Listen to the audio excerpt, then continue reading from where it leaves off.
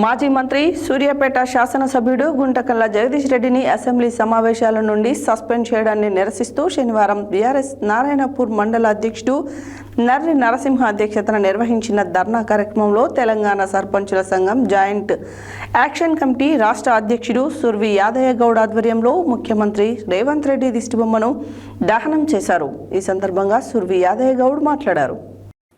మాజీ మంత్రి సూర్యాపేట శాసనసభ్యుడు గుంటకల్ల జగదీష్ రెడ్డిని అసెంబ్లీ సమావేశాల నుండి సస్పెండ్ చేయడాన్ని నిరసిస్తూ శనివారం బీఆర్ఎస్ నారాయణపూర్ మండల అధ్యక్షుడు నర్రి నరసింహ అధ్యక్షతన నిర్వహించిన ధర్నా కార్యక్రమంలో తెలంగాణ సర్పంచుల సంఘం జాయింట్ యాక్షన్ కమిటీ రాష్ట్ర అధ్యక్షుడు సుర్వి యాదయ్య గౌడ్ ఆధ్వర్యంలో ముఖ్యమంత్రి రేవంత్ రెడ్డి దిష్టిబొమ్మను దహనం చేశారు.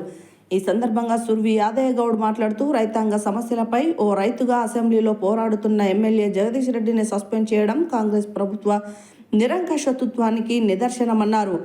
ప్రజాక్షేత్రంలోకి రేవంత్ రెడ్డి వస్తే ప్రజలు తగిన బుద్ధి చెప్పేందుకు సిద్ధంగా ఉన్నారనే విషయాన్ని గుర్తుంచుకోవాలి అన్నారు. సస్పెన్షన్కు భయపడేది లేదని ప్రజాక్షేత్రంలో ప్రజలు రైతులు ఎదుర్కొంటున్న సమస్యలపై కొట్లాడుతామన్నారు.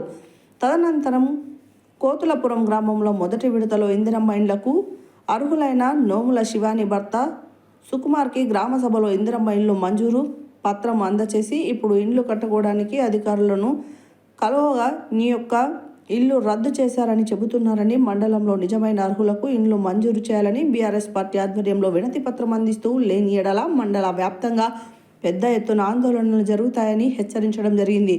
ఈ కార్యక్రమంలో డీసీసీబీ మాజీ చైర్మన్ గడ్డం మురళీధర్ రెడ్డి, జిల్లా నాయకులు జక్కిడి జశ్వంత్, ధన్వంత్ రెడ్డి, శివరాత్రి వైద్యసాగర్, బీఆర్ఎస్వి మునుగోడు నియోజకవర్గ అధ్యక్షులు నలపరాజు రమేష్, మాజీ సర్పంచులు మైల యాదవరెడ్డి, కట్టెల భిక్షపతి, మన్నే చిత్రసేనారెడ్డి, గ్రామ శాఖ అధ్యక్షులు తెలంగాణ భిక్షం, లారీ భిక్షం, తిరుమలేష్, వీరమల్ల జంగయ్య, గంగాదేవి, సత్తయ్య, వడ్డేపల్లి గలయ్య, శ్రీనివాస్, రాసాల వెంకటేష్, యువజన నాయకులు రాచకొండ గిరి, జక్కడి యాదిరెడ్డి, బోయ శ్రీరాములు, బీఆర్ఎస్వి మండల అధ్యక్షుడు పగిల్లా శ్రీకాంత్, బీఆర్ఎస్వి మునుగోడు నియోజకవర్గ ప్రధాన కార్యదర్శి గుమ్మాల ప్రవీణ్, నోముల సుక్బార్, ఏర్పుల లింగస్వామి, గుండు వెంకన్న గౌడ్, సుర్వి లింగస్వామి, మహేందర్, సిల్వేరు శంకర్, సిరిపంగి గలయ్య, ఎల్లయ్య, పకీర్ తదితరులు పాల్గొన్నారు. దేశంలో ఇక్కడ లేని విధంగా తెలంగాణ రాష్ట్రంలో కాంగ్రెస్ పరిపాలన అట్టర్ ఫ్లాప్ అయింది. ఎందుకంటే ఇచ్చిన 6 గ్యారెంటీలు సక్రమంగా అమలు లేవు, 420 హామీలు నెరవేర్చలేదు.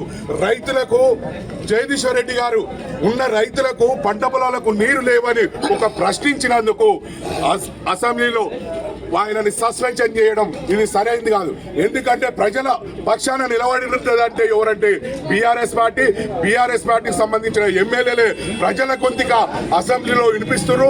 ఆ వినిపించేదాన్ని తట్టుకోలేక అధికార పక్షం తట్టుకోలేక సస్పెన్షన్ చేసి వాళ్ళ అసెంబ్లీని సేఫ్ గా నడపాలని చూస్తారు.